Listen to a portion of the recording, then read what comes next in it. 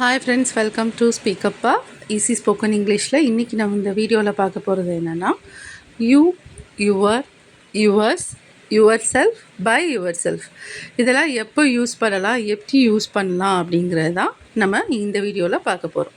இப்போ பார்த்திங்கன்னா ஃபஸ்ட்டு இருக்கிறது யூ அப்படின்னா உன்னை, நீ, நீங்கள்.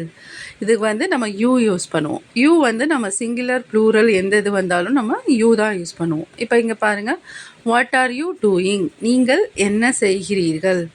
யுவர், உன்னுடைய.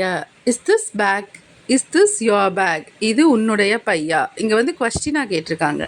திஸ் இஸ் யுவர் பேக்குங்கிறது ஆன்சராக வரும். யுவர்ஸ், உன்னுடையது. திஸ் பென் இஸ் யுவர்ஸ், இந்த பேனா உன்னுடையது அப்படின்னு நம்ம யூஸ் பண்ணலாம்.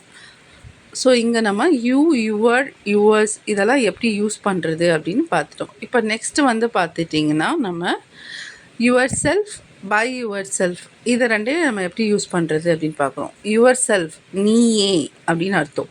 You should take care of yourself, நீ உன்னையே கவனிக்க வேண்டும் அப்படின்னு அர்த்தம்.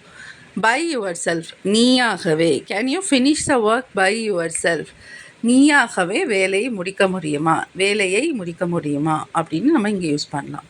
உங்களுக்கு இந்த வீடியோ பிடிச்சிருந்ததுன்னா லைக் பண்ணுங்கள், ஷேர் பண்ணுங்கள், சப்ஸ்கிரைப் பண்ணுங்கள். தேங்க்யூ, பாய்.